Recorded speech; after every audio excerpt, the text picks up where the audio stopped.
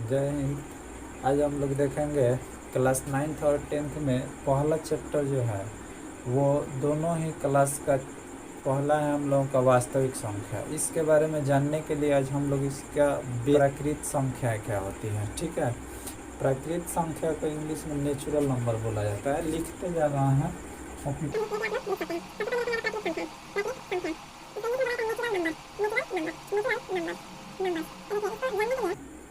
सबसे पहले हम लोग जानते हैं कि गिनती, कोई भी गिनती वाली संख्या होगी वो सब क्या होती है, प्राकृत संख्या होती है। गिनती आदमी चालू कहाँ से करता है, जीरो से तो चालू करेगा नहीं।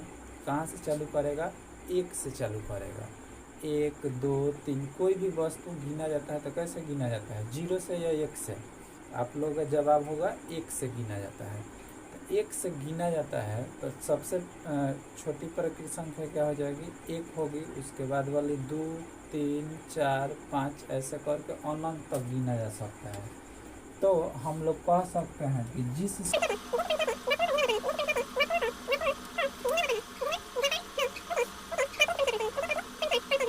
कहते हैं। अब देखिए, इसको सूचित करने का एक तरीका होता है कि जो भी नंबर लिखा रहता है उसके इंग्लिश नाम के पहले अक्षर से इसको क्या किया जाता है, सूचित किया जाता है, माने डिनोट किया जाता है। तो यहाँ पे कितना है, पहला अक्षर इंग्लिश नेम क्या है इसका, नेचुरल नंबर है। और नेचुरल का पहला अक्षर क्या है, तो एन है। तो इसको कैसे सूचित किया जाएगा, एन के द्वारा। तो हम लोग लिख सकते हैं कि इसे एन से सूचित करते हैं चाहे निरूपित करते हैं। एन से सूचित किया जाता है चाहे करते हैं, सूचित करते हैं। तो एन से सूचित करते हैं। अब देखिए एन एन एन बराबर हम लोग लिख सकते हैं कि जिस संख्या से वस्तुओं को गिना जाता है। तो गिनने के लिए कौन सी संख्या कहाँ से चालू करेंगे, 4 से तो चालू नहीं करेंगे, 0 से भी नहीं चालू करेंगे, 1 से चालू किया जाता है।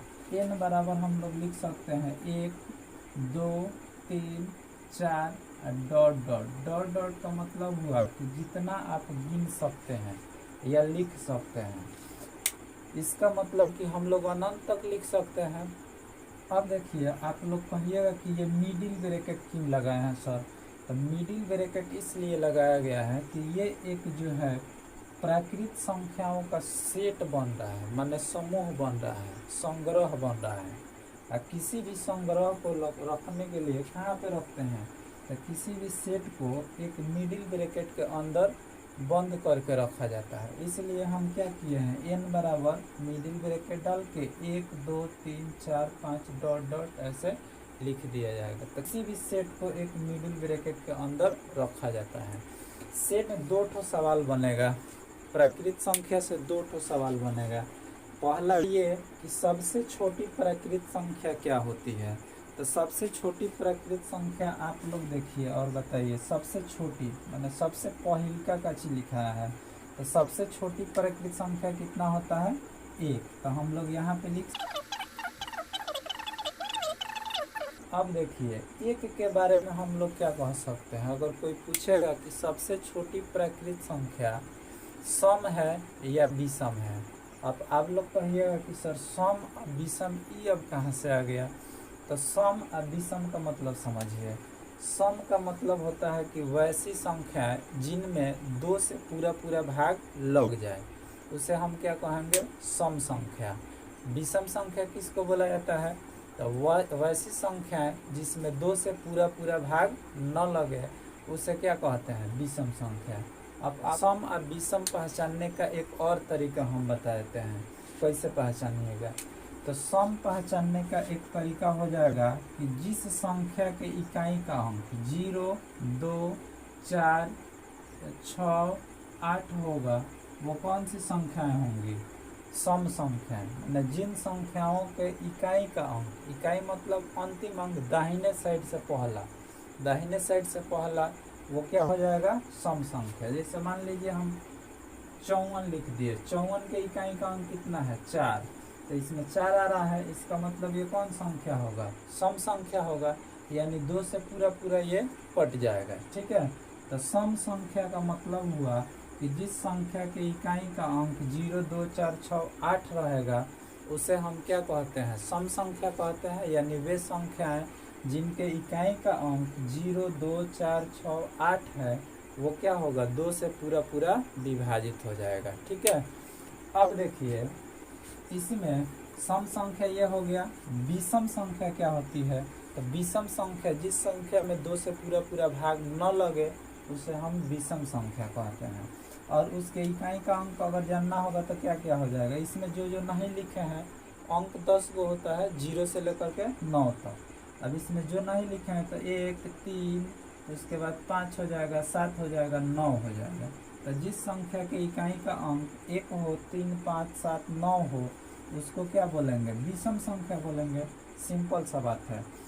अब देखिए अगर आपसे कोई पूछेगा कि सबसे छोटी प्राकृत संख्या सम होती है या विषम होती है, तो आप लोगों का जवाब होगा कि सर आप बताए हैं कि जिस संख्या में 2 से भाग लग जाए उसे क्या कहते हैं, सम संख्या, और जिस संख्या में 2 से भाग नहीं लगे उसे हम विषम संख्या कहते हैं। आप लोग कहिएगा कि 1 2 से पूरा पूरा कटेगा ही नहीं, तो इसको हम लोग क्या कहेंगे, विषम या सम। आप लोगों का जवाब होगा विषम। तो एक कौन संख्या है, विषम संख्या। तो सबसे छोटी प्राकृत संख्या सम होगी या विषम, आप लोगों का जवाब होगा विषम। ठीक है, बिल्कुल सही बताया।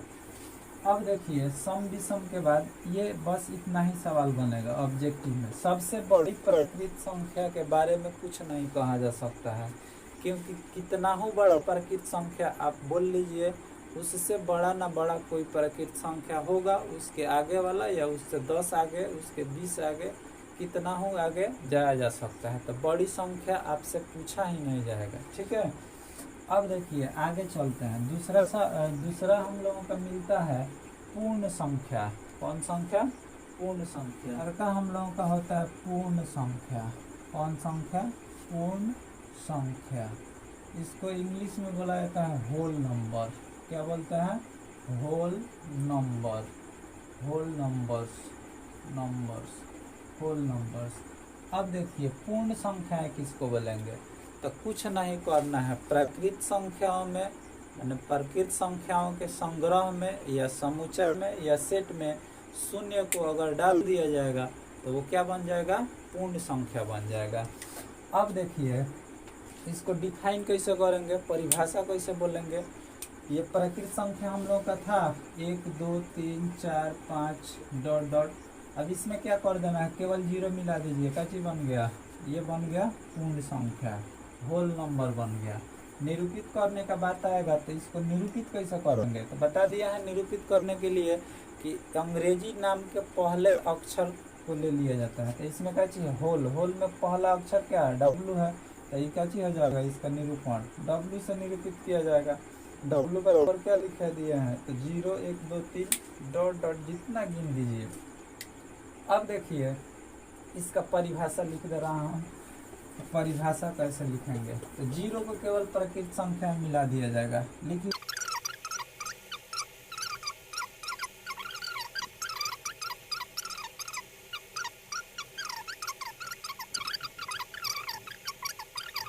का 0, आप लोग जानते हैं प्राकृत संख्या 1 से चालू होता है, वही में 0 को डाल देना है।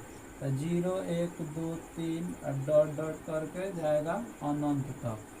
अब देखिए भाई साहब एक बात और, इसमें भी उसी तरह से कि सबसे छोटी पूर्ण संख्या क्या होगी, और सबसे छोटी पूर्ण संख्या जो होगा वो सम होगा या विषम होगा। तो इस पे चर्चा कर लिया जाए। देखिए सबसे छोटी पूर्ण संख्या क्या आप लोग बता सकते हैं, तो कहिएगा यस सर बता सकते हैं कि सबसे छोटी पूर्ण संख्या क्या होगी, 0 होगी।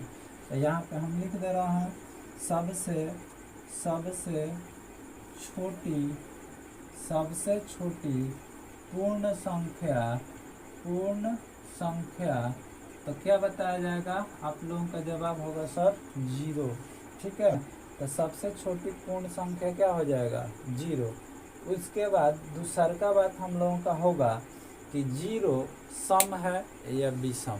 ठीक है, तो अगर आप लोगों को पहले से पता होगा कि 0 सम संख्या है या विषम संख्या, तो कमेंट बॉक्स में आंसर जरूर बताइएगा।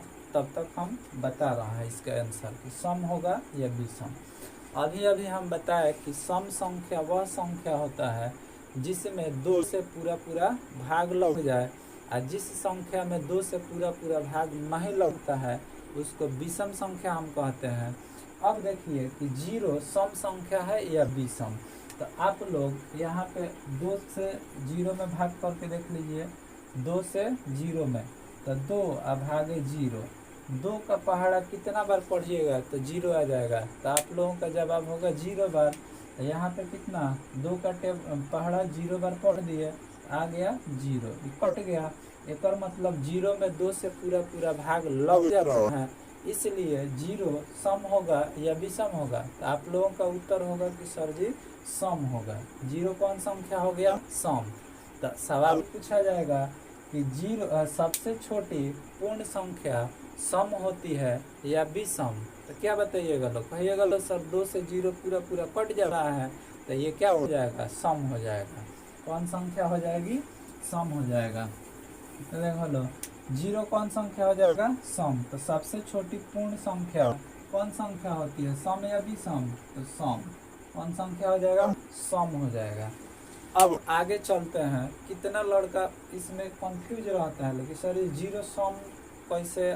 कोई कोई कह देता है कि सर 0 तो विषम ही हो सकता है। कितना लड़का क्या करता है? गलती देखिए, गलती भी देखना है कि गलती हमसे क्या क्या हो सकता है, और सही भी देखना है कि क्या माने देखना ऐसे है कि गलतियाँ क्या हो सकती है। इस सवाल को चाहे इस फार्मूला को चाहे इस कॉन्सेप्ट को समझते हुए, और फिर हम लोगों को ये भी समझना है कि सही इसको कैसे करना है। तो बहुत बार बच्चा पूछ देता है लोग कि सर इसमें 3 से भी तो भाग लग जाएगा, 3 से भी भाग लग जाएगा। लड़का कंफ्यूज रहता है सम विषम को लेकर के। 3 से भी भाग लग जाएगा, 0 0 कट गया। 3 का पहाड़ा 0 बार पढ़े, 0 आया, कट गया। लेकिन परिभाषा पे ध्यान नहीं देता है लोग, माने जल्दी जल्दी में, ठीक है, जल्दी जल्दी में कहता है लोग कि सर 3 से भी तो कटता है, तो सम कैसे हो गया? तब विषम का परिभाषा ये थोड़ा होता है कि 3 से कटेगा वही विषम होगा। विषम का परिभाषा होता है वह संख्या जो 2 से पूरा पूरा विभाजित न हो। लेकिन ये 0 क्या हो जा रहा है? 2 से विभाजित है। 3 का कहीं भी सम या विषम में जिक्र नहीं आता है, इसलिए इसको ये गलतियां आप लोग न करें, ठीक है, इसीलिए ये बता दिया गया। तो 2 को हम लोग परिभाषा पढ़े, एक प्रकृत संख्या, दूसरा का पूर्ण संख्या। फिर से एक बार रिवाइज करा दे रहा हैं हम कि प्रकृत संख्या क्या होती है, पूर्ण संख्या क्या होती है। जितना बात बताए हैं उतना।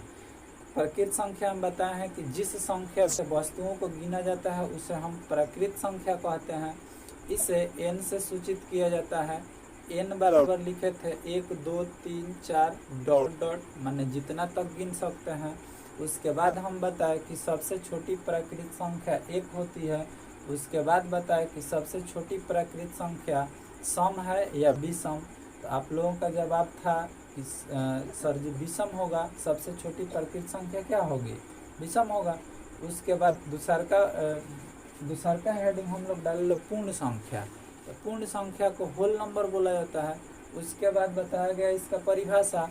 तो इसका परिभाषा भी आसान था कि प्राकृत संख्याओं के समूह में शून्य को समूह कहिए, चाहे संग्रह कहिए, चाहे समुच्चय कहिए या सेट कहिए, तीनों चारों बात एक ही है।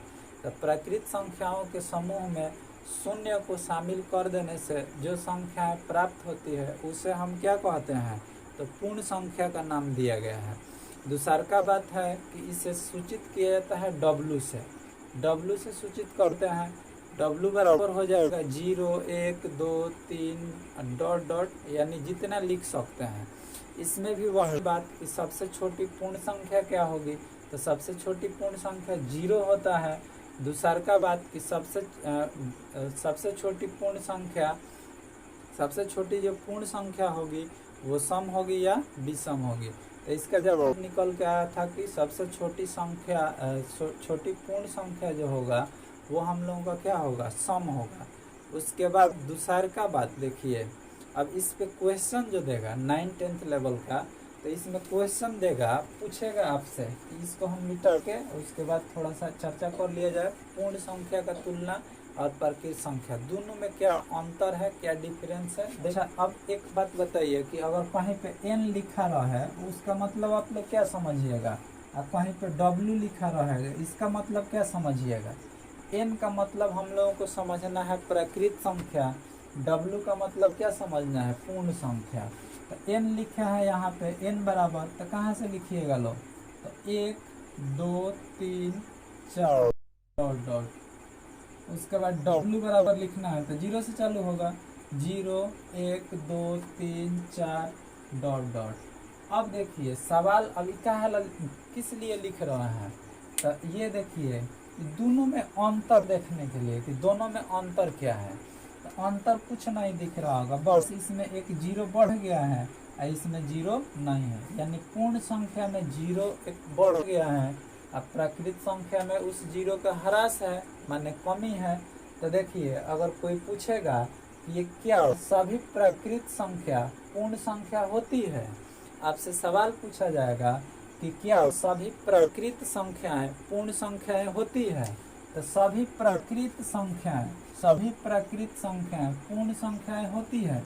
तो यहाँ पे आप लोग देख सकते हैं कि प्राकृत संख्याएं 1 से चालू होती है, जबकि पूर्ण संख्याएं 0 से चालू होकर के अनंत तक जाती है, और प्राकृत संख्या 1 से चालू होकर के अनंत तक। तो ये प्राकृत संख्याएं जितने भी हैं वो पूर्ण संख्या में आ जाती है, इसलिए हम लोग कह सकते हैं कि सभी प्राकृत संख्याओं का समूह जो होता है पूर्ण संख्याओं में सम्मिलित होता है, चाहे सभी प्राकृत संख्याएं पूर्ण संख्याएं होती है। अब देखिए दूसरा सवाल एक बनेगा, इसके उल्टा बनेगा कि क्या सभी पूर्ण संख्याएं प्राकृत संख्याएं होती हैं, तो इसका उत्तर कहिएगा लोग कि नहीं सर। यहाँ पे देखिए कि सभी पूर्ण संख्याएं जो है, पूर्ण संख्याएं 0 से चालू होती है, जबकि प्राकृत संख्याएं 1 से चालू होती है।